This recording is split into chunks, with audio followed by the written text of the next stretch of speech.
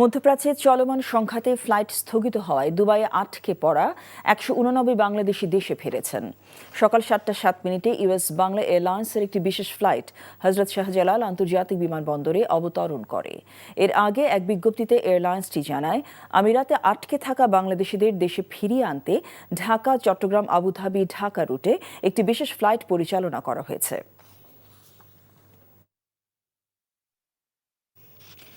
এবারের ঈদ উল ফিতর উপলক্ষে নির্বাহী আদেশে ১৮ই মার্চ বন্ধ থাকবে সরকারি অফিস আদালত। সেক্ষেত্রে শবে কদরের ছুটি সহ ১৭ থেকে ২৩ মার্চ ৭ দিনের সরকারি ছুটিতে যাচ্ছে দেশ। প্রধানমন্ত্রী তারেক রহমানের সভাপতিত্বে সচিবালয় মন্ত্রিপরিষদ বৈঠকে এই সিদ্ধান্ত নেওয়া হয়। এছাড়া ১২ মার্চ ত্রয়োদশ জাতীয় সংসদের প্রথম অধিবেশনের বিষয়ে আলোচনা হয় মন্ত্রিসভায়। এদিন রাষ্ট্রপতির ভাষণ সহ বিভিন্ন বিষয়ের আলোচনা হয়। বৈঠকের শুরুতে দেশের আইন শৃঙ্খলা ও অর্থনৈতিক পরিস্থিতি নিয়ে আলোচনার পাশাপাশি রমজানে নিত্যপণ্যের বাজার মূল্য স্থিতিশীল রাখা এবং সরবরাহ স্বাভাবিক রাখার উপর গুরুত্ব আরোপ করেন প্রধানমন্ত্রী। প্রশাসনিক স্বচ্ছতা নিশ্চিত করারও নির্দেশ দেন সরকার প্রধান। এরপর তারেক রহমানের সভাপতিত্বে বৈদেশিক কর্মসংস্থান বৃদ্ধি ও প্রবাসী কল্যাণে গঠিত কমিটির সভাও অনুষ্ঠিত হয়।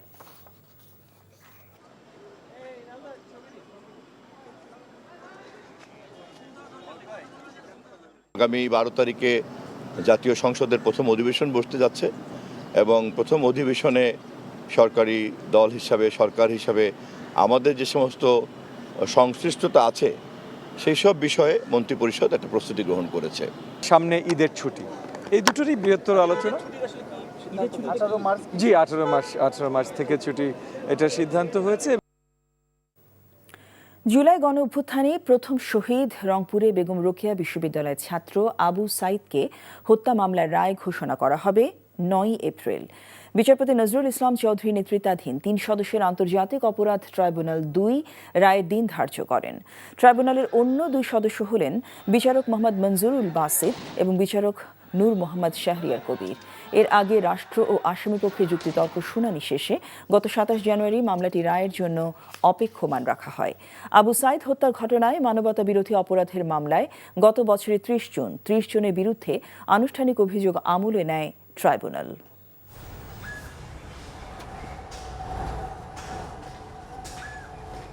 আমরা আশা করছি যে এই মামলায় আমরা সন্দেহাতীতভাবে প্রমাণ করতে পেরেছি বিধায় আমরা সর্বোচ্চ শাস্তি আশা করছি। মোট ২৫ জনের জবানবন্দি গ্রহণ করেছি এবং এর মধ্যে প্রত্যক্ষদর্শী আছে, এক্সপার্ট আছে এবং আপনারা জানেন যে একটি স্বনামধন্য টিভি চ্যানেল এটা লাইভ সম্প্রচার করতেছিল।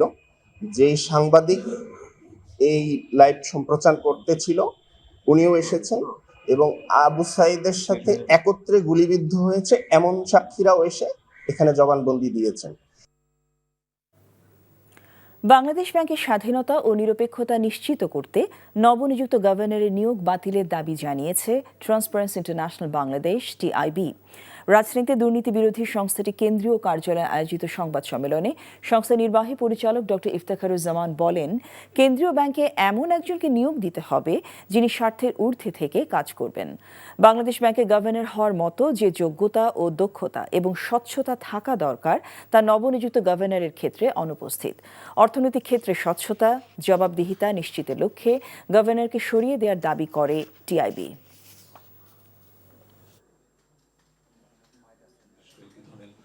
কৌশলগত বিষয়গুলোকে সর্বোচ্চ প্রাধান্য দেওয়া উচিত।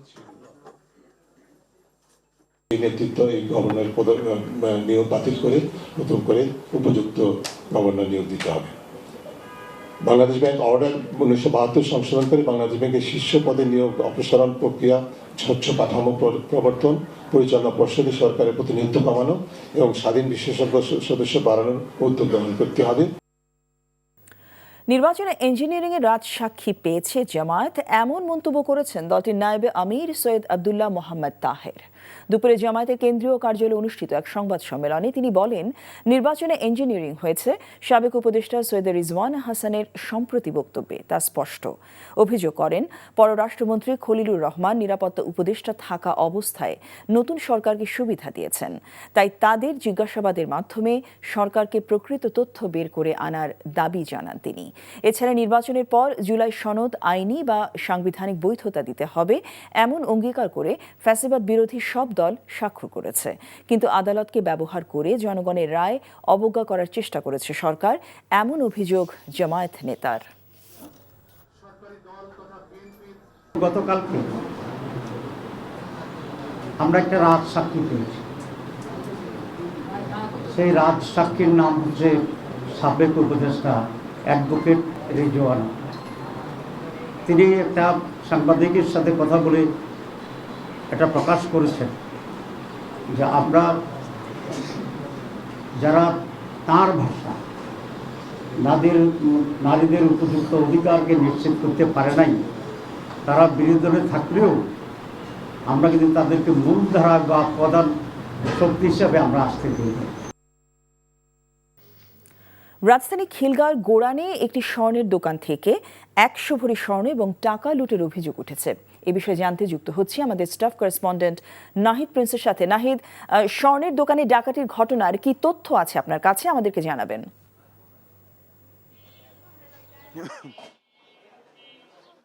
জসিন্তা, 100 ভরি স্বর্ণ নয়, 75 ভরি স্বর্ণ, 150 ভরি রূপা ও নগদ 1.5 লাখ টাকা মূলত চোর এখান থেকে নিয়ে যায়। মূলত পাশের একটি দোকানের তালা ভেঙে তারপরে দেয়াল ভাঙে, এরপরে স্বর্ণের দোকানে ঢুকে এই চুরি ঘটনাটি ঘটায়। রাত 12টার পরই এই ঘটনা ঘটে। সকাল 8টায় স্বর্ণের দোকানের মালিক তিনি জানতে পারেন যে তার দোকানের দেয়াল ভেঙে এই চুরির ঘটনা ঘটে। এই ঘটনায় এখানে সিআইডির ক্রাইম সিন রয়েছে, তারা আলামত সংগ্রহের চেষ্টা করছে। সিসি ক্যামেরা ছিল ভেতরে, সেই সিসি ক্যামেরা এবং ডিভিআরও মূলত সেই চোর নিয়ে যায়। এছাড়া যে পাল্লা ছিল, স্বর্ণ মাপার পাল্লা, সেই পাল্লাটিও নিয়ে যাওয়া হয়। তো পুরো দোকানের যত মালামাল ছিল সব কিছুই লুট হয়েছে। এই ঘটনায় পুলিশ বলছে যে তারা আশপাশে যে সিসি ক্যামেরা রয়েছে সেগুলো তারা যাচাই বাছাই করছে। তবে সিসি ক্যামেরার কিন্তু সংখ্যাটাও কম। পুরো গোরান এলাকায়ও আমরা দেখেছি একদমই সিসি ক্যামেরার অস্তিত্ব নেই। র্যাবের সদস্যরাও রয়েছে, ডিবির সদস্যরাও কিন্তু স্পটে রয়েছে। তারা আলামত সংগ্রহের চেষ্টা করছে এবং তারা বোঝার চেষ্টা করছে যে এই চুরির ঘটনাটি আসলে কিভাবে ঘটেছে। এই সব কিছু নিয়েই মূলত এই গত 3-4 ঘন্টা ধরেই মূলত এখানে যাচাই বাছাই চলছে। তো এই ছিলই আমার কাছে রাজধানীর গোরান থেকে সবশেষ। দর্শক, জানছিলাম স্বর্ণের দোকানে ডাকাতির খবর। অর্থনীতিবিদ অধ্যাপক আনু মোহাম্মদ বলেছেন, বিগত সরকারগুলোর আমলে এবং আমদানি এবং বিদেশি কোম্পানির ঋণ নির্ভরতার কারণেই মধ্যপ্রাচ্যে যুদ্ধ পরিস্থিতিতে দেশে জ্বালানি সংকটের ঝুঁকি তৈরি হয়েছে। এজন্য জাতীয় সক্ষমতা বাড়াতে সরকারের প্রতি আহ্বান জানান তিনি। সকালে জাতীয় প্রেস ক্লাবে বাংলাদেশ পরিবেশ আন্দোলন বাপা ও ক্যাব আয়োজিত এক আলোচনা সভায় এসব কথা বলেন তিনি। বক্তারা বলেন, জ্বালানি খাতের চ্যালেঞ্জ মোকাবেলায় নতুন সরকারকে অভ্যন্তরীণ গ্যাস কূপ খনন করে নিজেদের সক্ষমতা বাড়াতে হবে। সেই সাথে পরিবেশ রক্ষায় নবায়নযোগ্য জ্বালানি রূপান্তরের তাগিদও দেন তারা। এছাড়া বিগত সরকারের সময়ে জ্বালানি খাতে জনস্বার্থ বিরোধী যেসব চুক্তি হয়েছে তা বাতিল করে শর্ত উন্মোচন করার দাবি জানানো হয়। এজন্য বিগত দিনে জ্বালানি খাতে দুর্নীতির সঙ্গে যারা যুক্ত ছিলেন তাদের আইনের আওতায় আনার দাবি জানান বক্তারা। দাবিটা ছিল জাতীয় সক্ষমতা তৈরি করতে হবে, প্রতিষ্ঠান তৈরি করতে হবে, যাতে দেশের মধ্যে এই যে আমাদের শত শত একটা আমদানি নির্ভর, ঋণ নির্ভর এবং বিদেশি কোম্পানি নির্ভর জ্বালানি ও বিদ্যুৎ খাত, তার মধ্যে আমদানি নির্ভরতা সাংঘাতিক রকম বেড়েছে। ঋণ নির্ভরতা সবই একের পর এক ঋণ নিয়ে বিভিন্ন প্রকল্প করা হয়েছে এবং বিদেশি কোম্পানি এখানে ডমিনেট করছে। এই পরিস্থিতির কারণে এখন ধরেন যদি আমদানি নির্ভরতা না থাকতো, ঋণ নির্ভরতা না থাকতো, তাহলে এই যুদ্ধ হলেও আমাদের জ্বালানি খাত, বিদ্যুৎ খাতে কোনো সমস্যা হতো না। নারায়ণগঞ্জের সিদ্ধিরগঞ্জ ইউনিয়ন ভূমি অফিসে অনিয়ম ও দুর্নীতির অভিযোগে 3 কর্মকর্তাকে বদলি করা হয়েছে। ভূমি মন্ত্রণালয়ের উপসচিব মোহাম্মদ সাইফুল ইসলামের স্বাক্ষরিত এক প্রজ্ঞাপনে এ নির্দেশনা দেওয়া হয়। এর আগে গতকাল সকালে ভূমি প্রতিমন্ত্রী ব্যারিস্টার কায়সার কামাল সিদ্ধিরগঞ্জ ইউনিয়ন ভূমি অফিস আকস্মিক পরিদর্শনে যান। এ সময় তিনি অফিসে কোনো কর্মকর্তা বা কর্মচারীকে উপস্থিত না পেয়ে ক্ষোভ প্রকাশ করেন। সাভারের আশুলিয়ায় রপ্তানিমুখী একটি শিল্প কারখানা সহ 2 সহস্রাধিক অবৈধ গ্যাস সংযোগ বিচ্ছিন্ন করেছে Titas gas distribution and transmission company. সকাল থেকে আশুলিয়ার তাজপুর দক্ষিণ পাড়ায় শুরু হয় এই অভিযান। অভিযানের নেতৃত্ব দেন Titas gas transmission and distribution অঞ্চলের ব্যবস্থাপক খাদেমউদ্দিন। অন্যদিকে বিকেলে কর্ণপাড়া এলাকায় শ্যাম ব্রাদার্স নামের একটি ওয়াশিং কারখানায় অভিযান চালিয়ে সংযোগ বিচ্ছিন্ন করে তিতাস গ্যাস। অভিযানের নেতৃত্ব দেন তিতাস গ্যাস ট্রান্সমিশন ও ডিস্ট্রিবিউশন কোম্পানির ভিজিলেন্স টিমের ম্যানেজার আব্দুল আলিম রাসেল। জাতীয় পর্যায়ে গৌরবোজ্জ্বল ও কৃতিত্বপূর্ণ অবদানের স্বীকৃতি হিসেবে এবারের স্বাধীনতা পুরস্কার পাচ্ছেন প্রয়াত সাবেক প্রধানমন্ত্রী ও বিএনপি চেয়ারপারসন বেগম খালেদা জিয়া সহ 15 বিশিষ্ট ব্যক্তি ও 5 প্রতিষ্ঠান। মন্ত্রিসভার বৈঠক শেষে এ তথ্য জানান মন্ত্রিপরিষদ সচিব। এছাড়া এবার ঈদ উল ফিতর উপলক্ষে নির্বাহী আদেশে ছুটি থাকবে 18 মার্চ। সেক্ষেত্রে ঈদ উপলক্ষে সরকারি ছুটি থাকবে 17 থেকে 23 মার্চ পর্যন্ত, মোট 7 দিন। বিদ্যুৎ ব্যবহারে সাশ্রয়ী হবার পরামর্শ দেন প্রধানমন্ত্রী। দেখুন হাসান মাহমুদের রিপোর্ট। স্বাধীনতা, গণতন্ত্র ও নারী শিক্ষা সহ দেশ গঠনে সার্বিক অবদানের জন্য সাবেক 3 বারের প্রধানমন্ত্রী বিএনপি চেয়ারপারসন বেগম খালেদা জিয়াকে স্বাধীনতা পুরস্কারের জন্য মনোনীত করা হয়েছে। এছাড়া এবার স্বাধীনতা পুরস্কারের জন্য মনোনীত হয়েছেন প্রয়াত ডাক্তার জাফরুল্লাহ চৌধুরী, মেজর আব্দুল জলিল, আশরাফ সিদ্দিকী, কাজী ফজলুর রহমান, মাহেরিন চৌধুরী, বশির আহমেদ সহ মোট 15 ব্যক্তি।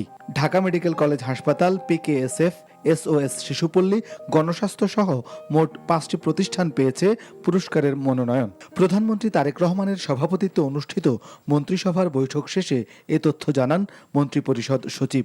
স্বাধীনতা পুরস্কার 2026 তারিখে এইটা চূড়ান্ত হয়েছে। এবারে 20 জনকে পুরস্কার দেওয়া হচ্ছে। 1 নম্বরে আছেন বেগম খালেদা জিয়া, মরণোত্তর, স্বাধীনতা, গণতন্ত্র ও নারী শিক্ষা সহ দেশ গঠনের সার্বিক অবদানের জন্য। এছাড়া 12 মার্চ ত্রয়োদশ জাতীয় সংসদের প্রথম অধিবেশনের বিষয়ে আলোচনা হয় মন্ত্রিসভায়। বৈঠকের শুরুতে দেশের আইনশৃঙ্খলা এবং অর্থনৈতিক পরিস্থিতি নিয়ে আলোচনার পাশাপাশি রমজানে নিত্যপণ্যের বাজার মূল্য স্থিতিশীল রাখা এবং সরবরাহ স্বাভাবিক রাখার উপর গুরুত্ব আরোপ করেন প্রধানমন্ত্রী। সিদ্ধান্ত হয় 18 মার্চ সরকারি ছুটির বিষয়ে। 18 মার্চ ছুটি থাকছে, ফলে আগামী 17 তারিখ থেকে 17, 18, 19, 20, 21, 22, 23 7 দিন, একটানা 7 দিন ছুটি থাকছে। আগামী 12 তারিখে জাতীয় সংসদের প্রথম অধিবেশন বসতে যাচ্ছে এবং প্রথম অধিবেশনে সরকারি দল হিসাবে, সরকার হিসাবে আমাদের যে সমস্ত সংশ্লিষ্টতা আছে সেই সব বিষয়ে মন্ত্রিপরিষদ একটা প্রস্তুতি গ্রহণ করেছে। সামনে ঈদের ছুটি, এই দুটোরই বৃহত্তর আলোচনা। 18 মার্চ থেকে ছুটি, এটা সিদ্ধান্ত হয়েছে। এছাড়া এদিন বৈদেশিক কর্মসংস্থান বৃদ্ধি ও প্রবাসী কল্যাণ, হাইটেক সফটওয়্যার পার্ক ও আইসিটি এবং দক্ষতা বিষয়ক সরকারি সনদায়ন প্রমিতকরণে গঠিত কমিটির সভা করেন প্রধানমন্ত্রী। বিদ্যুৎ সাশ্রয়ে সচিবালয়ের কার্যালয়ে অর্ধেক লাইট ও শীতাতপ কমিয়ে দিয়েছেন প্রধানমন্ত্রী তারেক রহমান। Hasan Mahmud, NTV news, Dhaka. ঢাকা সফরের শেষ দিনে বিএনপি ও জামায়াত প্রতিনিধি দলের সাথে বৈঠক করেছেন মার্কিন সহকারী পররাষ্ট্রমন্ত্রী পল কাপুর। বিএনপির স্থায়ী কমিটির সদস্য ডক্টর মঈন খান জানিয়েছেন তাদের সাথে দ্বিপাক্ষিক বাণিজ্যিক সম্পর্ক নিয়ে আলোচনা হয়েছে। অন্যদিকে জামায়াতের নায়েবে আমির জানিয়েছেন সংসদ কার্যকর করতে বিরোধী দলের ভূমিকা নিয়ে আলোচনা হয়েছে। এ নিয়ে থাকছে হাসান মাহমুদের আরও একটি রিপোর্ট। বিএনপির প্রতিষ্ঠাতা শহীদ রাষ্ট্রপতি জিয়াউর রহমান ও সাবেক প্রধানমন্ত্রী প্রয়াত বেগম খালেদা জিয়ার মাজারে শ্রদ্ধা জানিয়েছেন ঢাকায় সফররত যুক্তরাষ্ট্রের দক্ষিণ ও মধ্য এশিয়া বিষয়ক সহকারী পররাষ্ট্রমন্ত্রী পল কাপুর। শ্রদ্ধা জানান মার্কিন রাষ্ট্রদূত ব্রেন্ট ক্রিস্টেনসেনও। এর আগে গুলশানে মার্কিন দূতাবাসে বিএনপির স্থায়ী কমিটির সদস্য ডক্টর আব্দুল মঈন খানের নেতৃত্বে 5 সদস্যের প্রতিনিধি দলের সাথে বৈঠক করেন পল কাপুর। আমাদের যে ডিপ্লোম্যাটিক রিলেশন সেটা, দ্বিতীয়ত আমাদের যে বৈদেশিক সম্পর্ক সেটা, এবং তৃতীয়ত আমাদের সঙ্গে তাদের যে অর্থনৈতিক সম্পর্ক সেটা, এই 3টি বিষয়ে আমাদের আলোচনা করি। বিএনপি প্রতিনিধি দলের আগে মার্কিন দূতাবাসেই জামায়াতে ইসলামীর প্রতিনিধি দলের সাথে বৈঠক করেন মার্কিন সহকারী পররাষ্ট্রমন্ত্রী। আমরা বলেছি জামাত কনস্ট্রাকটিভ কিন্তু খুব ভাইব্রেন্ট এবং স্ট্রং রোল আমরা প্লে করব, যেখানে বাংলাদেশের ইন্টারেস্ট বা জনগণের ইন্টারেস্টের বাইরে থাকবে, এটাকে আমরা প্রটেস্ট করব। বিএনপি সরকার দায়িত্ব গ্রহণের পর উচ্চ পর্যায়ের কোনো মার্কিন সহকারী মন্ত্রীর এটি প্রথম সফর। Hasan Mahmud, NTV news, Dhaka. বাংলাদেশ ব্যাংকের স্বাধীনতা ও নিরপেক্ষতা নিশ্চিত করতে নবনিযুক্ত গভর্নরের নিয়োগ বাতিলের জন্য সরকারের দৃষ্টি আকর্ষণ করেছে ট্রান্সপারেন্সি ইন্টারন্যাশনাল বাংলাদেশ টিআইবি। দেশের আইন শৃঙ্খলা পরিস্থিতি উন্নয়নে গোয়েন্দা সংস্থাগুলোর সংস্কার এবং র্যাব বিলুপ্তির তাগিদ দেন সংস্থাটির নির্বাহী পরিচালক ডক্টর ইফতেখারুজ্জামান। একই সঙ্গে দুর্নীতি ও ক্ষমতার অপব্যবহার রোধে সরকারের সর্বোচ্চ পর্যায় থেকে কঠোর নির্দেশনার আহ্বানও জানান তিনি। আবির আহমেদের রিপোর্ট।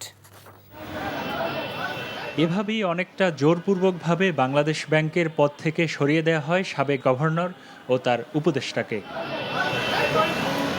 একই সময় নিয়োগ দেওয়া হয় মুস্তাকুর রহমানকে, যার অভিজ্ঞতা যোগ্যতা নিয়ে যেমন প্রশ্ন রয়েছে ঠিক তেমনি রয়েছে ঋণ খেলাপি হওয়ার অভিযোগও। এ নিয়ে নানা প্রশ্ন তৈরি হয় বিভিন্ন মহলে। রাজধানীর ধানমন্ডিতে টিআইবি কার্যালয়ে আয়োজিত এক সংবাদ সম্মেলনে সংস্থাটির নির্বাহী পরিচালক ডক্টর ইফতেখারুজ্জামান বলেন, কেন্দ্রীয় ব্যাংকের গভর্নর হিসেবে এমন একজন ব্যক্তিকে নিয়োগ দিতে হবে যিনি স্বার্থের ঊর্ধ্বে থেকে দায়িত্ব পালন করতে পারবেন। যাকে গভর্নর নিয়োগ দেওয়া হচ্ছে যে প্রক্রিয়া অত্যন্ত জোরালো স্বার্থদ্বন্দ্ব এখানে বিরাজ করবে। কাজেই এই নেতৃত্বের হাতে বাংলাদেশ ব্যাংক ছেড়ে দেওয়াটা সামনের 5 বছরের জন্য কোনো অবস্থায় গ্রহণযোগ্য হতে পারে না বলে আমরা মনে করি। নিয়োগ বাতিল করে নতুন করে উপযুক্ত গভর্নর নিয়োগ দিতে হবে এবং এর পেছনে যদি কোনো ষড়যন্ত্র থাকে যে কোনো বিশেষ মহলকে সুযোগ করে দেওয়া, সেটি কিন্তু আরো বেশি গুরুতর প্রশ্ন এবং সেক্ষেত্রে সরকার উচিত হবে সম্পূর্ণ নিরপেক্ষভাবে বিষয়গুলো তদন্ত করে পদক্ষেপ গ্রহণ করা। টিআইবির মতে গোয়েন্দা সংস্থাগুলোর সংস্কারের উদ্যোগ ও র্যাব বিলুপ্তি এখন সময়ের দাবি। র্যাব নামক যে প্রতিষ্ঠানটি আছে আপনারা জানেন, জাতীয়ভাবে আন্তর্জাতিকভাবে এমনকি সম্প্রতি যে গুম প্রতিরোধ কমিশনের প্রতিবেদন, সেখানেও র্যাব বিলুপ্ত করার প্রস্তাবনা এসছে, দাবি উত্থাপিত হয়েছে। আমরা সেই দাবিটি পুনর্ব্যক্ত করছি, সরকারের কাছে আবেদন জানাচ্ছি র্যাব বিলুপ্তির পথে অগ্রসর হতে হবে। সংবাদ সম্মেলনে কালো টাকা বৈধ করার সুযোগ স্থায়ীভাবে বাতিল এবং সরকারি কর্মচারীদের প্রত্যক্ষ ও পরোক্ষভাবে রাজনৈতিক কর্মকাণ্ডে অংশগ্রহণ বন্ধের সুপারিশও করা হয়। একটা সুনির্দিষ্ট আইন করে কোনো প্রকার কালো টাকা বৈধতার সুযোগকে চিরতরে বন্ধ করতে হবে। যাদের হাতে ক্ষমতা তাদেরকে তাদের স্বার্থের দ্বন্দ্বটা প্রতিহত করার জন্য স্বার্থের দ্বন্দ্ব নিরসন, আইনি এবং ব্যবস্থাপনা কাঠামো তৈরি করতে হবে সুনির্দিষ্টভাবে। ক্ষমতার অপব্যবহার, দুর্নীতি, চাঁদাবাজি ও দখলবাজি বন্ধে সরকারের শীর্ষ পর্যায় থেকে কঠোর নির্দেশনার আহ্বান জানায় টিআইবি। আবির আহমেদ, এনটিভি নিউজ, ঢাকা। আগের যে কোনো সময়ের তুলনায় এবারের ঈদযাত্রা স্বস্তির হবে বলে নিশ্চিত করেছেন সড়ক পরিবহন ও সেতু এবং রেলমন্ত্রী রবিউল আলম।